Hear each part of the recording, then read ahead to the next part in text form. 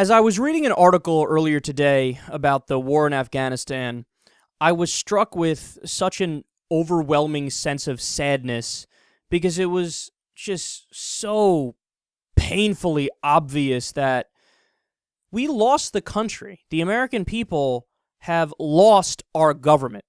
They simply don't care about our feelings on different issues. And as I've explained on the show many times over, the way a representative democracy is supposed to function is, unless it's a constitutional issue, which is considered off the table and not open to democratic opinion, well, then you're supposed to look at what the American people want and implement that. That's the whole purpose of having a representative democracy.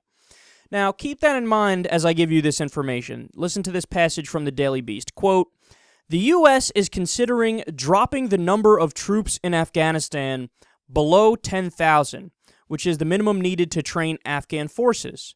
There are around 33,000 U.S. troops in Afghanistan now, and the debate over their withdrawal this year has been lively in Washington." Now, how is the rest of the media covering this? They're saying, we're withdrawing from Afghanistan. That's what they say. That's the extent of their diving into the details and really getting into the nooks and crannies of the story. But think about it.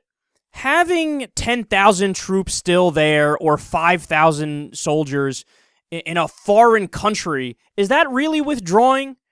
I always make the analogy to sex because I think it really demonstrates exactly the idea I'm trying to get across, that they're making the argument, oh yeah, we're withdrawing the same way that you could say, yes, we'll stop having sex, but let me just leave the tip in. Well, that would be not stopping having sex. The tip would still be in. Oh, yeah, we're totally withdrawing. We're just going to keep like 10,000 troops there. Okay, that would be not withdrawing. You could say you're lowering the troop levels, but that doesn't mean you're withdrawing because you're not. But then, when you look at the polls on the issue, you realize how silly the situation is and why I'm so disheartened. Quote, "Afghanistan war now more unpopular than Vietnam." The CNN opinion research poll shows just 17% of Americans support the effort, while 82% oppose it. The Iraq and Vietnam wars opposition never peaked above 7 in 10 Americans. I mean, think about how unpopular that really is. Nobody in the country wants to be there anymore. And how can you blame them? We've been there over a fucking decade, man. Well over a decade. We went there in 2001. And they're trying to stay there 11 more years. That was in the details of the agreement that they were trying to get Karzai to sign. So what is it? Why the fuck are we still over there? And this gets to the heart of why I was so sad earlier. From Open Secrets, quote, "Defense industry contributions in 2013 and 2014. Lockheed Martin, $1.62 million in lobbying. Northrop Grumman, $1.47 million in lobbying. Boeing, $1.38 million. Raytheon, $1.1 million.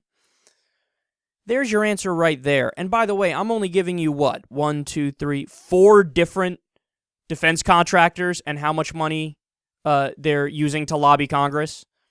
Never mind all the others. I mean, there's dozens of others that are giving money to these politicians. Well, there's your answer as to why we're still there. And when you read that line, again, I'm going to give you the last line from the Daily Beast article when they say, "The debate over the troop withdrawal this year has been lively in Washington." Here's the point, man. Why is it lively? Why is it lively? If your job is to represent the American people on these issues, which it is, then the debate among the American people is not lively. You know? Do you realize liberals, conservatives, independents, a majority in every area agree on this issue? I'm sitting across the aisle from a conservative Republican in the heart of Alabama, and we're going, yeah, man, I totally agree. We should be the fuck out of that country. We shouldn't want to waste any more money over their American lives. Isn't this crazy? Yeah, man, this is crazy. So there's no lively debate in the country, but there's a lively debate in Washington as to how many troops we should keep in Afghanistan.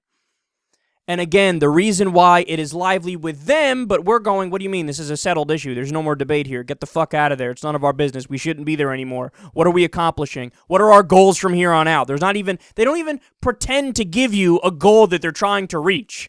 They're just like, yeah, we're just considering staying there. It's not even like we're considering staying there, and here's why. They don't even bother with the last part. Why? Because, again, it's all about the military-industrial complex. This is a lot less conspiracy theory-like than it sounds. I know it sounds like it's out there and Alex Jonesy, but all you got to do is follow the numbers. Just follow the money.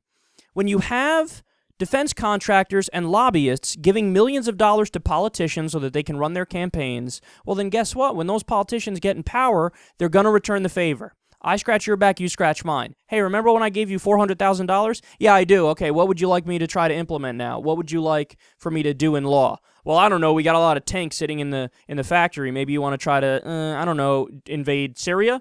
Maybe you want to send some tanks to Ukraine?